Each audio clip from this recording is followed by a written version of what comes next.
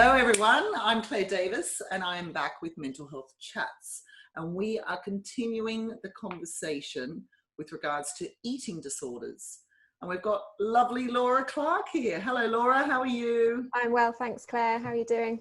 I'm very, very well, thank you. So Laura's a nutritionist, and Laura is going to be talking to us about the myths around disordered eating and dieting, which is really, really interesting. And I've seen Laura talk. I've been to one of her courses, and she's such a font of information.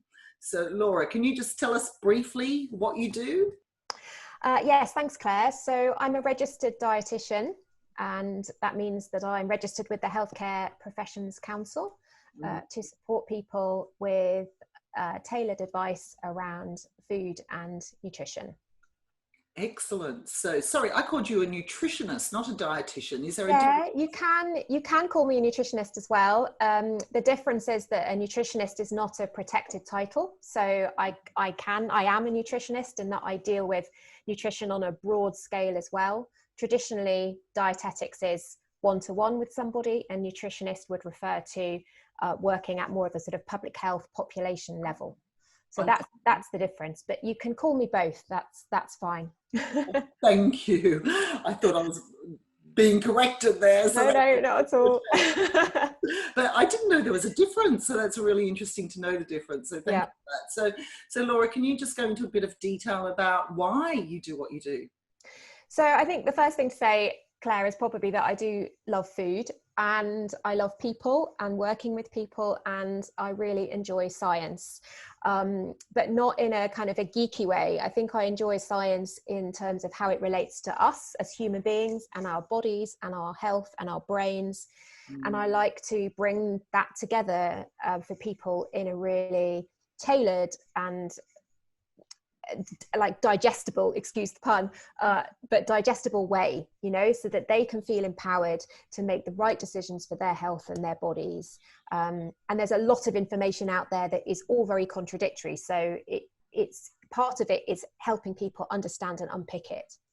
Yeah, definitely. That's really interesting, because we do have so much information out here, and fad diets, etc. So it would be lovely if you can enlighten for us and unfold some of the myths around dieting and disordered eating. Would you like to tell us a bit about that?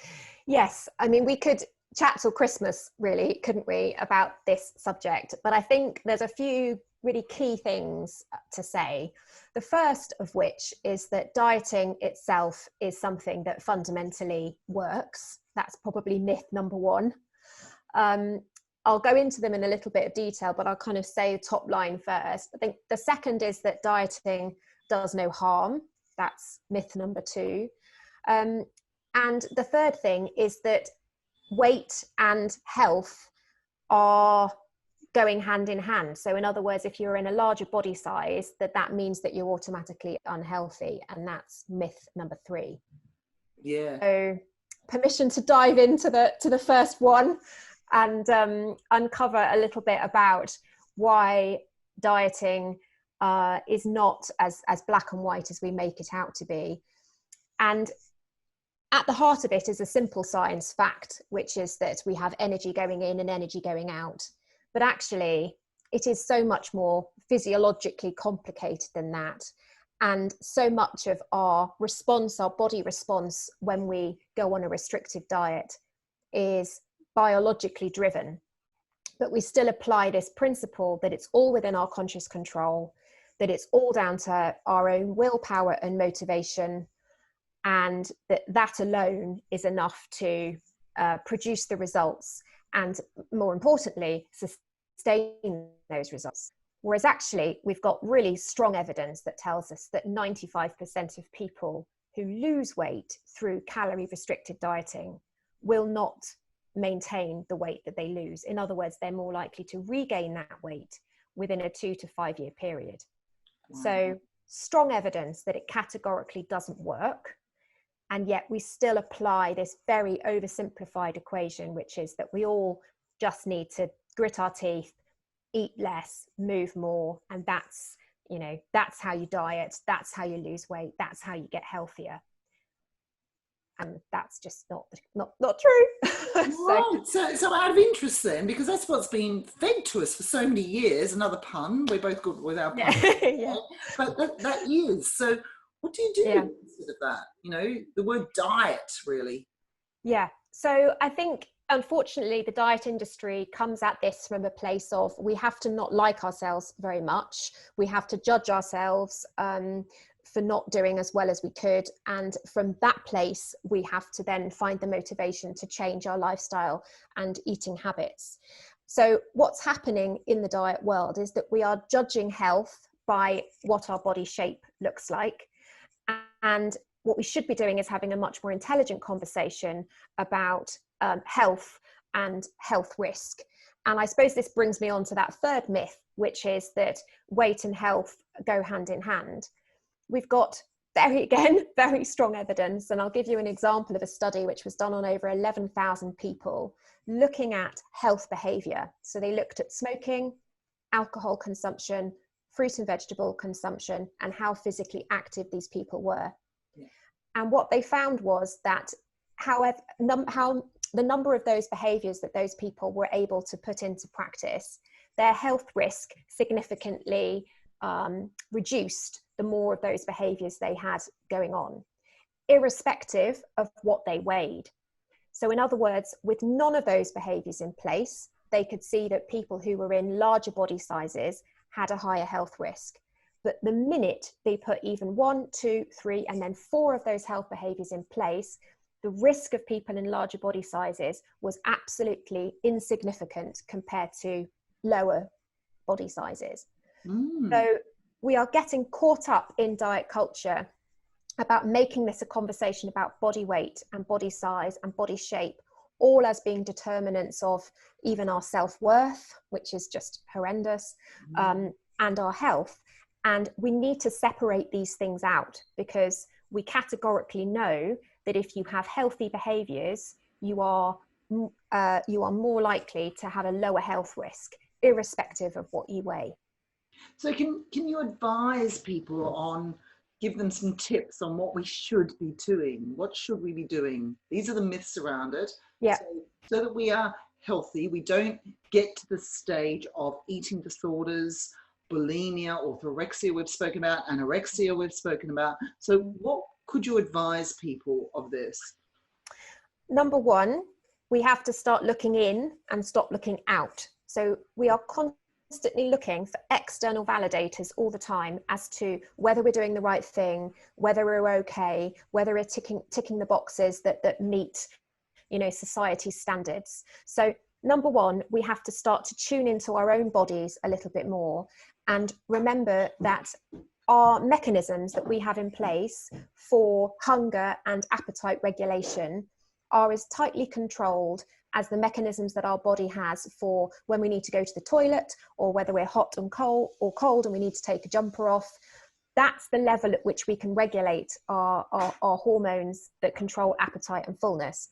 The problem is that we don't listen to those, and they get switched off when we diet for lots of complicated reasons. But very, very quickly, because of the beliefs of other people that are around us and the messages that we pick up out there in the media, we start to distrust what our own body is telling us. And so very quickly you get this disconnect between mind and body. So we have to turn that on its head, and rather than somebody else validating for us that this is a meal plan that you should follow, this is a diet that you should eat, this is what you should do, we have to build trust in our own body signals, as well as obviously building knowledge in what a healthy diet looks like. And some of those topics that you've already addressed is that in itself is sometimes open to interpretation, isn't it? And people, it's not one size fits all, and our definitions of health are becoming quite skewed. You know, what's the definition of a healthy food, for example? So it's about applying knowledge, trusting that it's coming from the right sources, so people that actually have qualifications to talk about food and nutrition, not wellness influencers with a few more million followers than you and I. Not bitter and twisted about that at all, obviously. And yeah, trusting that you're getting it from good sources, and then pulling that together with that intuitive eating piece so that you actually can trust and connect with your own body and what it's telling you. Because this is what we've been told for years. You know, I remember when I was young, I was a teenager, my mum went to a dietitian at a hospital and she gave her a very strict eating plan. And this is what you had to follow. And that was at a hospital. So, I mean, but that was many years ago. I was a teenager. So things have changed. Sorry, what were you going to say?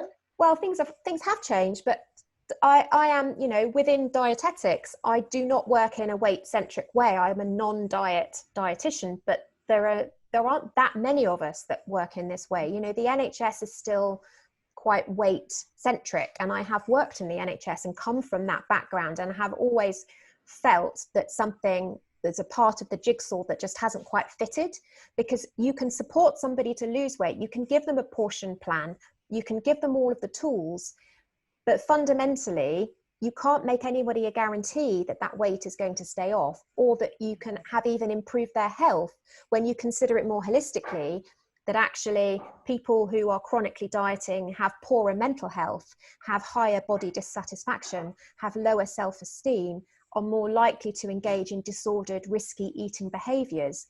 This is all stuff that is proven. Yeah. So it's quite confronting when you challenge that as a dietitian or as a healthcare professional, to realize that mantra of what you're taught 20 odd years ago just doesn't actually stack up.